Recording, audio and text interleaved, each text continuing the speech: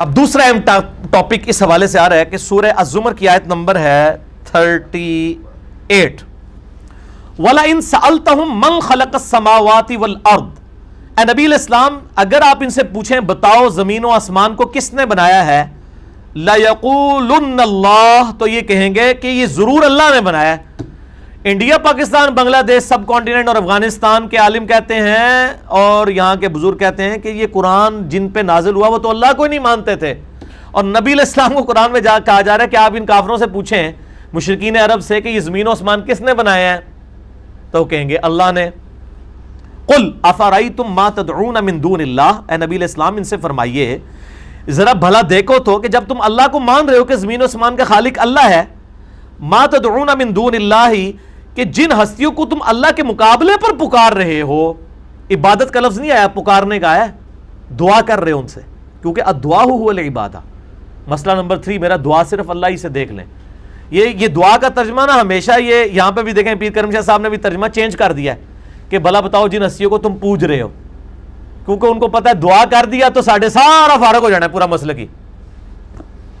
پوجنا، جہاں جہاں دعا آیا نا انہوں نے پوجنا ترجمہ کیا ہے، حالانکہ پوجنے کے لیے تو تعبدون لفظ آتا ہے یہاں پہ، ما تعبدون من دون اللہ.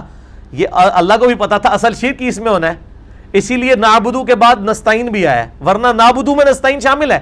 ایاک نعبدو و ایاک نستعین، اللہ تیری عبادت کرتے ہیں اور تجھی سے دعا کرتے ہیں، دعا خود عبادت ہے نعبدو میں، لیکن اللہ کو پتا تھا کہ ڈنڈی کدھر مارنی ہے انہوں نے، تو ہر جگہ تدعونا، جن کو تم پکار رہے ہو اللہ کے ساتھ. ان ارادنی اللہ بضر، اگر اللہ ارادہ کر لے مجھے تکلیف پہنچانے کا، حل ہن کاشفات الضر، تو کیا تمہاری یہ ہستیاں ان تکلیفوں کو دور کر سکتی ہیں. او ارادنی برحمہ، یا اگر اللہ میرے لیے رحمت کا فیصلہ کر لے، حل ہن ممسکات رحمتی، کیا یہ ہستیاں اللہ کی رحمت کو روک سکتی ہیں. قل حسبی اللہ، اے نبی علیہ السلام فرمائے مجھے اللہ ہی کافی ہے. علیہ یتوکل المتوکلون، توکل کرنے والوں کو صرف اسی ہستی پر ہی توکل کرنا چاہیے. اب اندازہ لگا لیں کہ نبی علیہ السلام کے ذریعے کہا جا رہا ہے کہ اگر اللہ تعالیٰ ارادہ کرے یہ ساری ہستیاں مل کے کچھ نہیں کر سکتی، اور اگر اللہ تکلیف دینا چاہے تو یہ روک نہیں سکتی. اب یہ ایک ٹاپک بہت لمبا ہے، میں اس پہ بولوں تو پھر گھنٹوں چاہیے. مسئلہ میرا 3 جو ہے دعا صرف اللہ ہی سے، وہ آپ ضرور دیکھیں، اور اسی کی ایکسٹینشن ہے وسیلہ اور توسل کے صحیح احکام و مسائل، مسئلہ نمبر 43 اہل سنت پاک .com پہ. اگلی آیات بھی کور کر لیں. قل یا قوم اعملوا علی مکانتکم، اے نبی علیہ السلام فرما دیجئے اے میری قوم تم اپنے اعمال کیے جاؤ، انی عامل، میں بھی اپنے اعمال کرتا ہوں، فسوف تعلمون، ان قریب تمہیں پتہ چل جائے گا کون حق پر ہے، لیکن اس وقت پتہ لگنے کا فائدہ نہیں ہے. من یاتیہ عذاب یخزیہ، کہ کس پر آتا ہے وہ عذاب جو اسے رسوا کر دے، وَيَحِلُّ عَلَيْهِ عَذَابٌ مُقِيمٌ، اور کون ایسا شخص ہے جس پہ اللہ کی طرف سے ہمیشہ کا عذاب حلال ہو جائے گا. اِنَّا أَنزَلْنَا عَلَيْكَ الْكِتَابَ لِلنَّاسِ، بے شک ہم نے یہ کتاب ہے نبی علیہ السلام آپ پر نازل کی ہے لوگوں کے لیے، بالحق، حق کے ساتھ، یعنی پرپسفل با مقصد کتاب ہے، جو سورہ بنی اسرائیل میں آیا وَبِالْحَقِّ أَنزَلْنَاهُ وَبِالْحَقِّ نَزَلَ، قرآن پرپسفل اترا، حق کے ساتھ اترا اور حق لے کر اترا. فَمَنِ اهْتَدَىٰ فَلِنَفْسِهِ، تو دیکھو جو کوئی ہدایت پر آ جائے گا وہ اپنی جان کا بھلا کرے گا. وَمَنْ ضَلَّ، اور جو کوئی گمراہ رہنا چاہے فَإِنَّمَا يَضِلُّ عَلَيْهَا، تو اس کی گمراہی کا وبال بھی اس پہ ہوگا.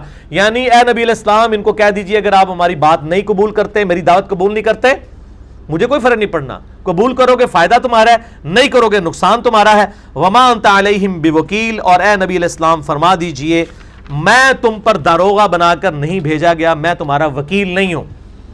ٹھیک ہے جی. اس کانٹیکسٹ میں وہ 2 آیتیں اور 1 حدیث کور کر دوں تاکہ مسئلہ کلیئر ہو جائے. اس آیت سے بالکل کلیئر ہو گیا کہ مشرکین عرب اللہ کو مانتے تھے لیکن اللہ کے ساتھ اور ہستیوں کو شریک کرتے تھے، لہٰذا یہ دنیا کا سب سے بڑا جھوٹ جو انڈیا، پاکستان، بنگلہ دیش میں کروڑوں لوگوں کو پڑھایا گیا، او جی اللہ نہیں سن مندے، اس واسطے قرآن دی آیات کافراں دے بارے چ نے، اللہ کو مانتے تھے، وہ تو اڑے لئی کام کرتے سن، اللہ کو مانتے تھے، ساتھ اور ہستیاں شامل کرتے تھے. اور میں یہ ثبوت پیش کرنے لگا ہوں، کراس ریفرنس سورہ یونس کی آیت نمبر 18 نکالیں جی، سخت ترین آیت اس حوالے سے. سورہ یونس آیت نمبر 18، آپ کے پیج نمبر ہے 211، 211 نمبر پیج میں بالکل سینٹر میں ہے. وَيَعْبُدُونَ مِن دُونِ اللَّهِ، یہ عبادت کرتے ہیں اللہ کے علاوہ اور ہستیوں کی، مَا لَا يَضُرُّهُمْ وَلَا يَنْفَعُهُمْ، جو نہ ان کو تکلیف دے سکتی ہیں اور نہ نفع، وَيَقُولُونَ، اور یہ کہتے ہیں، هَؤُلَاءِ شُفَعَاؤُنَا عِندَ اللَّهِ، یہ ہم ان ہستیوں کو نہیں پوچھ رہے، یہ ہستیاں اللہ کے حضور ہماری شفاعت کر دیں گی۔ ہم کب شیخ عبد القادر جیلانی کو مدد کے لیے پکار رہے ہیں؟ ہم تو وسیلہ اختیار کر رہے ہیں کہ وہ حضور اللہ کے حضور دعا کریں گے، اور پیچھے اللہ ہی ہے۔ اچھا، جب ہم کہتے ہیں سنت پہ چلیں اور آپ اپنے بزرگوں کے، او جی اے اماموں اور بزرگوں کے پیچھے نبی الاسلام ہی ہے، نبی بھی پیچھے، اللہ بھی پیچھے تھے، اگے تو آڑے بنائے ہوئے۔ اللہ ہمارا ہے کہ یہ کہتے ہیں کہ یہ ہستیاں جو ہے نا، یہ ہمیں اللہ کے قریب کر دیں گی، اللہ ہی سب کچھ کرتا ہے جی، اور کون کہتا ہے جی اللہ نہیں کرتا، اللہ ہی کرتا ہے نا جی۔ دیکھ لیں وہی بات ہے۔ اب اللہ تعالیٰ جواب کیا دے رہا ہے؟ قل اتنبئون اللہ بما لا یعلم فی السماوات ولا فی الارض، اے نبی ان سے فرماؤ کیا تم اللہ کو وہ بات بتانا چاہتے ہو جو اللہ کے علم میں تو کوئی نہیں ہے آسمانوں اور زمین کے اندر؟ اللہ کے علم میں، اللہ کے کاغذوں میں، اے پنجابی صحیح ترجمہ ہوئے گا، اللہ کے کاغذوں تے بھائی کوئی ایسی ہستی نہیں ہے۔ اور کتنے سخت الفاظ ہیں، اللہ کہہ رہا ہے میرے علم میں تو کوئی ایسی بات نہیں کہ میں نے کسی کو کوئی اتھارٹی لاٹ کی ہو کہ پیچھے میں ہی آتے اگے تو ہے، میرے علم میں ایسی کوئی بات نہیں ہے۔ سبحانہ وتعالی عما یشرکون، اور اللہ بڑا پاک ہے، اس کی ذات بہت بلند ہے اس شرک سے جو تم کر رہے ہو۔ اللہ تو بہت بلند ہے، یہ کن ہستیوں کو تم نے یہ کلیم کر لیا کہ یہ اللہ کے حضور ہمیں قریب کر دیں گے؟ اور اسی سے ملتی جلتی آیت سورہ الزمر کی شروع کی آیت تھی، آیت نمبر 3، آپ کے پیج پہ 459 نمبر پیج ہے، سورہ الزمر کی آیت نمبر 3۔ الا للہ الدین الخالص، آگاہ ہو جاؤ کہ خالص کر لو اپنے دین کو کمٹمنٹ کے ساتھ صرف اللہ کے لیے۔ والذین اتخذوا من دونہ اولیاء، اور وہ لوگ جنہوں نے اولیاء بنا لی ہیں اللہ کے مقابلے پر، یہ بھی اولیاء ہی بنائے ہوتے ہیں نا، دیکھ لیں اولیاء کا لفظ یہ ہے، اللہ کے مقابلے میں اولیاء بنا لیے ہوئے ہیں۔ ما نعبدہم الا لیقربونا الی اللہ زلفی، وہ کہتے ہیں ہم ان ہستیوں کی عبادت نہیں کر رہے ہیں مگر سوائے اس لیے کہ یہ ہمیں اللہ کی طرف کر دیں گی، اللہ کے ساتھ قریب کر دیں گی۔ لیقربونا الی اللہ زلفی، ہم اس لیے ان کے نام کے وہ نظر نیازیں اور چڑھاوے چڑھاتے ہیں، یہ ہمیں اللہ کے قریب کر دیں گے۔ ان اللہ یحکم بینہم فیما ہم فیہ یختلفون، اللہ تعالیٰ فیصلہ کر دے گا جو کچھ یہ اختلاف کر رہے ہیں۔ ان اللہ لا یہدی من ہوا کاذب کفار، لیکن ان کا حال یہ ہے کہ اللہ تعالیٰ ایسے جھوٹوں کو، ایسے ناشکروں کو کبھی ہدایت نہیں دے گا جو اللہ کے مقابلے پہ اور ہستیوں کے ساتھ عقیدہ بنائے ہوئے ہیں۔ یہ اللہ کی ناشکری ہے کہ آپ اللہ کو چھوڑ کے ان ہستیوں کے ساتھ عقیدے بنائے بیٹھے ہوئے۔ اور آخر میں ایک حدیث صحیح مسلم کی حدیث، تو پھر آپ کو پتہ ہے نا وہ زیادہ کھول کے معاملے کو بیان کرتی ہے۔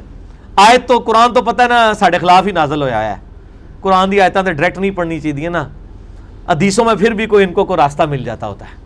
حدیث میں اب بتانے لگا ہوں، صحیح مسلم انٹرنیشنل نمبر کے مطابق کتاب الحج چیپٹر میں 2815 صحیح مسلم کتاب الحج، نبی صلی اللہ علیہ وآلہ وسلم فرماتے ہیں، اور راوی ہیں عبداللہ ابن عباس کہتے ہیں کہ نبی علیہ السلام نے فرمایا کہ مشرکین عرب جب طواف کعبہ کرتے تھے تو کہتے تھے لبیک اللہم لبیک لبیک لا شریک لک لبیک۔ ہے انڈیا پاکستان کے علماء تو کہتے ہیں اللہ نونی سن مندے، اور صحیح مسلم 2815 نبی علیہ السلام فرما رہے ہیں مشرکین عرب جو ہیں یہ کہتے ہیں لبیک اللہم لبیک حج میں۔ صحیح مسلم کتاب الحج 2815، لبیک اللہم لبیک لبیک لا شریک لک لبیک۔ نبی علیہ السلام فرماتے ہیں یہ تلبیہ پڑھتے تھے، کاش مشرکین عرب یہیں تک رہتے، لیکن ستیہ ناس ہو ان کا بیڑا غرق ہو۔ نبی علیہ السلام کے الفاظ ہیں۔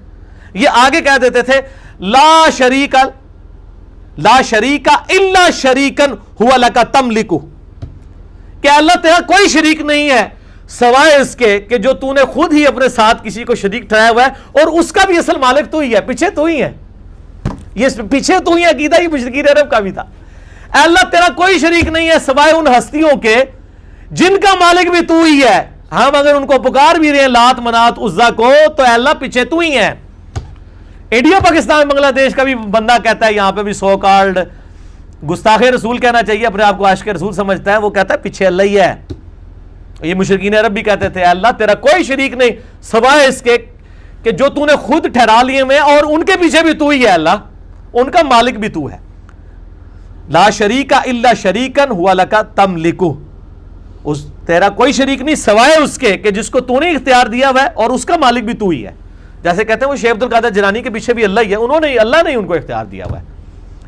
یہ ان کو پتہ چل جائے گا, شیخ عبد القادر جیلانی ہوں, مولا علی علیہ السلام ہوں, یہ باقی ہستیاں قیامت والے دن ان کے دشمن بن جائیں گے, کیونکہ انہوں نے تو یہ تعلیمات نہیں دی ہیں.